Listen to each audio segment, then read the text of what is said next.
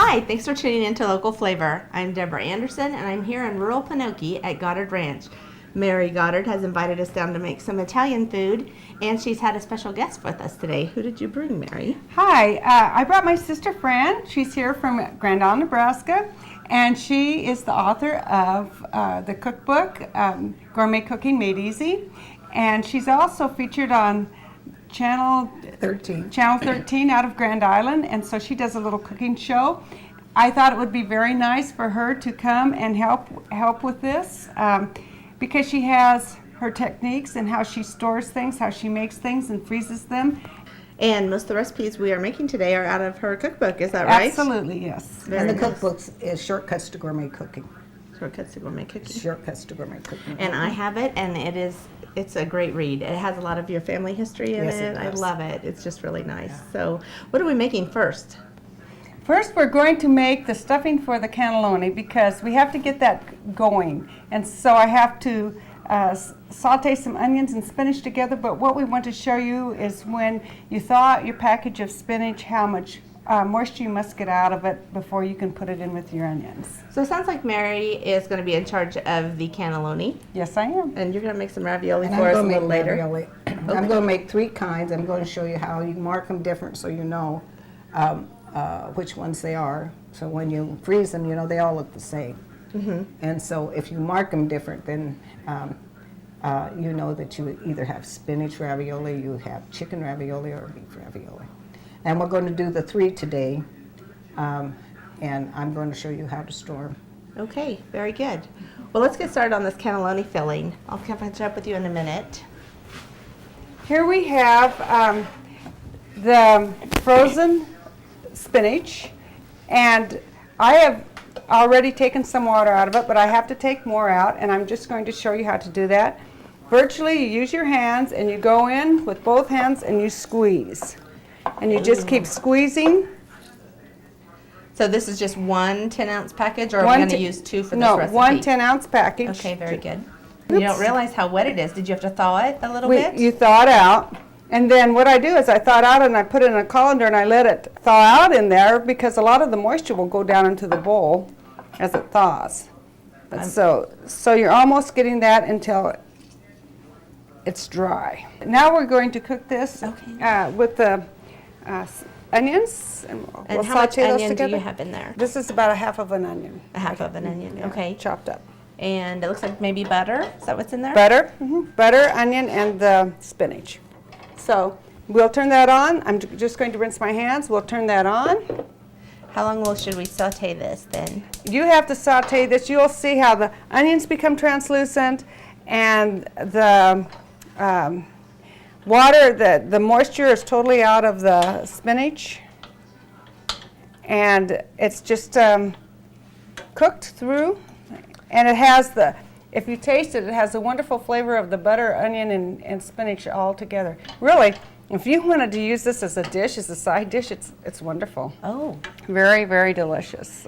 So the key is you just want to go until the onions, you can kind of see through them. They're translucent, yes, and the spinach, you can tell it gets a little, has a little brownness to it, just a little bit, not much. Just, you can tell when it's cooked. Okay, so the spinach has sauteed with the onions until the onions were clear. We had to let it cool for a while, and let's see how it turned out. See how nice and dry it is? That's all cooked together. There'll be no moisture in there to interfere with the filling, make it mushy or anything like that. So it's all ready to go. It is Very actually nice. kind of pretty. Yes, it is. Beautiful. Makes a beautiful filling too. Mm-hmm. So we'll go ahead and put all of our ingredients together for the cannelloni. I sauteed a pound of hamburger, and it makes just under 2 cups. Okay, so you started with a pound. Okay. Yes, and so I'll put that in. So this is pre-browned hamburger. Yes. Then I'll put in the spinach. Oh, stir it. It sounds like so pretty. Then I put in the eggs and the cream. It's 2 tablespoons of cream and 2 eggs, and I put them together. You're going to whisk them together Yes, first? I am. I like that because it disperses the eggs. 2 tablespoons of cream, 2 eggs. And this is just 1 package of spinach, Mm-hmm. about a half an onion.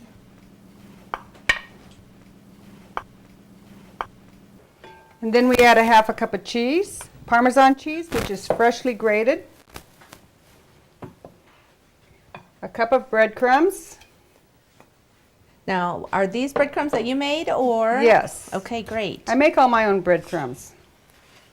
There's no reason to pay someone to put it in a box for you and buy it at the local grocery store.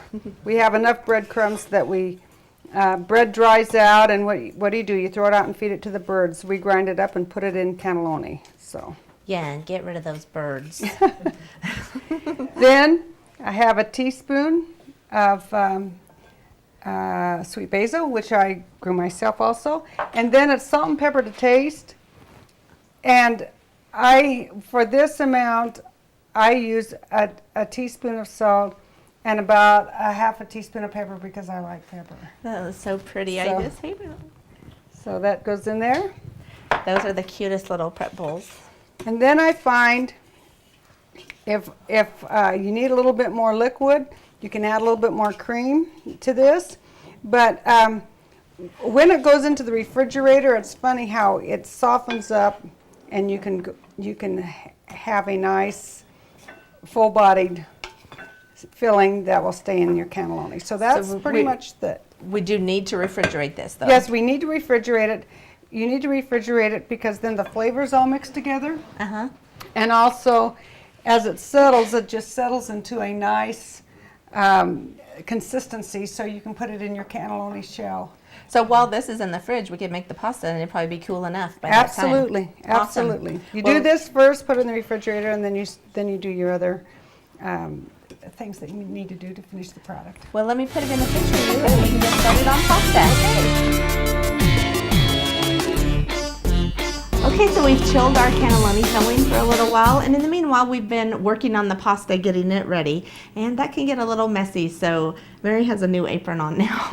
Tell us about the apron. This is an apron that my friend Marilyn Rollison made. Mm-hmm. There's a group of us ladies in Moreland, Kansas, that any fundraiser, any church function, whatever we need to do in order to cook, funerals, whatever, we all seem to be the ones they call, and so we help with them. And Marilyn, 2 Christmases ago, gave each of us an apron that she made.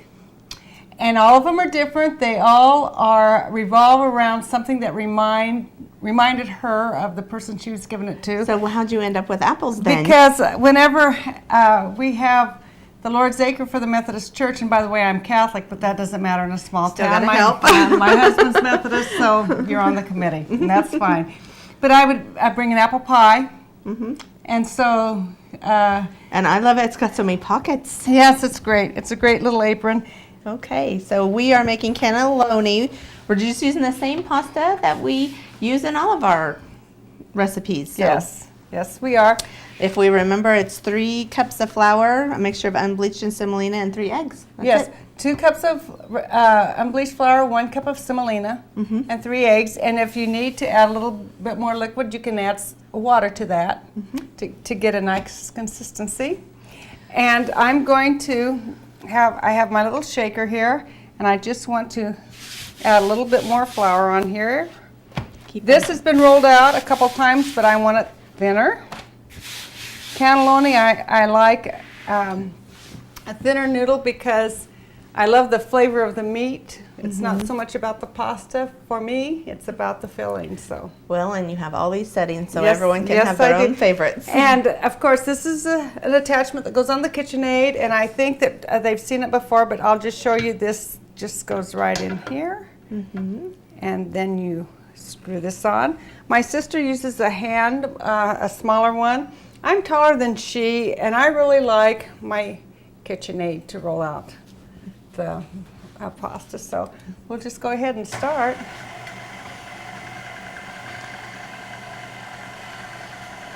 Oh, you might need to tighten it up a little. It's having trouble grabbing it. Yeah. Every time she's moving the little dial on the side, it moves the rollers closer together so she can get a thinner sheet of pasta. Yes. I turn it on a little bit faster. Can you hear us? That's why I love my little KitchenAid. I can Look how quickly it goes. see. And what number are you going to get to here? This is number 4. And our goal is That's about right. Number will be 4? about right. And all of this little, there's numbers on that button. on the manual, and I'm going to run it through again on 4. The manual, they have the same type of numbers. I think they could be a little bit different, but very, very close, I'd say. Okay. Here we have our strips. And what I do, I just go about 3 inches. Are you going to cut them first? Yes, Okay. this is what I do. And I do it all. I do one thing, then I do the next thing, and I finish everything one strip right off the bat. Okay. Okay, so I cut them. This one has a little blade in it, and so it goes right through there. It doesn't have to be perfect. I just go right along. She's going about 3 inches wide, so these end up being 3 about to 4, yeah. And you could get them up to 6 inches wide in these rollers. I don't think that we got quite that wide, but in the book it says they end up being about 3 by 6. So if you're Then- looking in the cookbook, I take a small ice cream scoop, and I just put it down. I love This scoops. is They're this so one's pretty. this will be a little quite a bit for this particular one, but I'm going to take this piece, this corner back here, and add it to it. So I do the 2 corners together. Oh, she never wastes anything. So you're putting them, it looks like, kind of at the top or the Yes, right that's what edge. I do. I put it right at the edge. I go right straight down.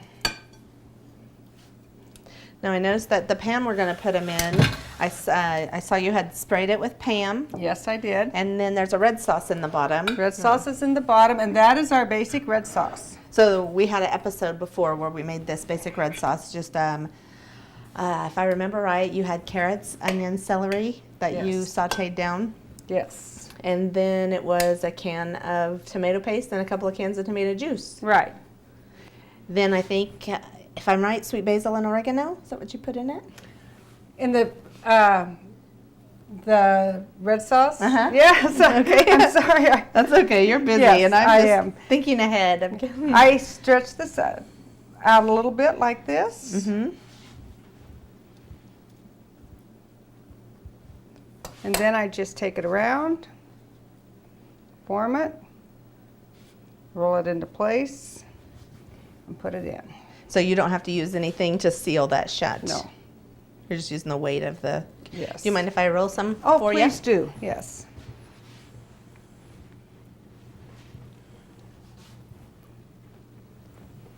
Sets right in that nice red sauce, and you're on your way. Move them closer to you.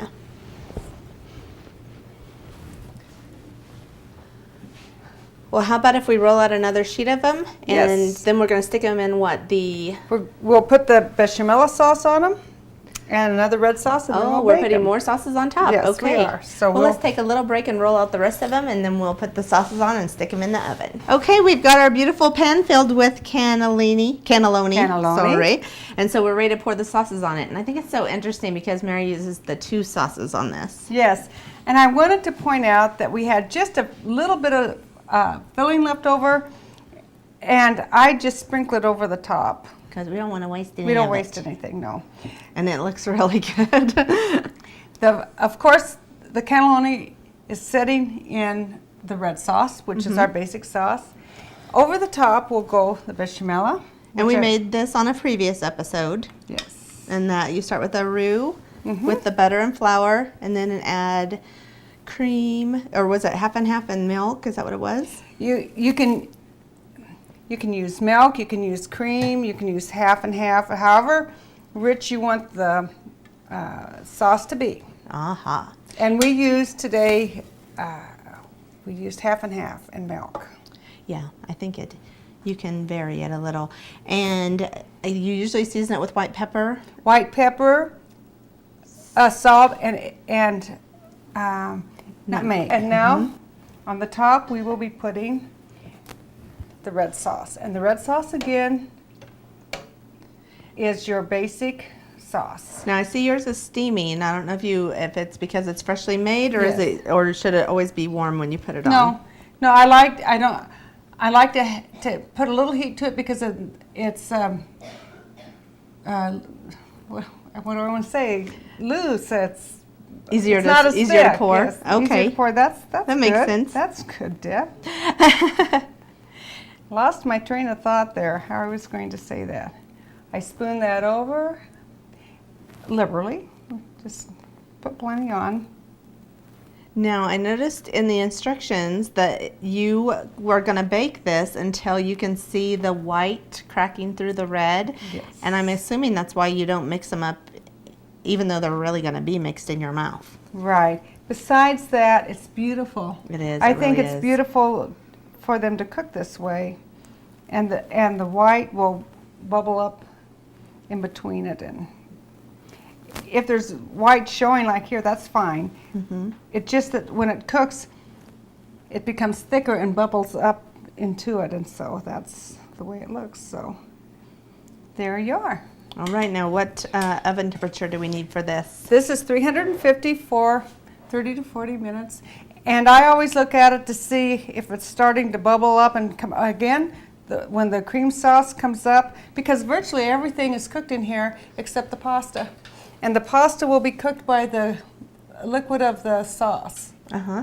So, and you'll see a little brownness around the edges. And it's done. Okay, well, let's go ahead and put it in the oven. Okay. How it turns out. Okay. Okay, so what have you got here? This is the cannelloni with the red sauce and the Parmesan cheese on top. So you There just are. scooped this out of the container we made it in. It cooked for, how long did we put it in? It was about 40 minutes. 40 minutes at 350. Yes. I have had these at a fundraiser before, and they're my favorite, but let's see if they're as good when you help. The thing that makes me crazy about them is that you can taste that tiny bit of nutmeg in the bechamel. It just really sings to me. I love it. Thank you so much, Mary. You're very welcome. Thank you for putting this in your recipe book, You're welcome. Fran, and thank you for joining us for Local Flavor.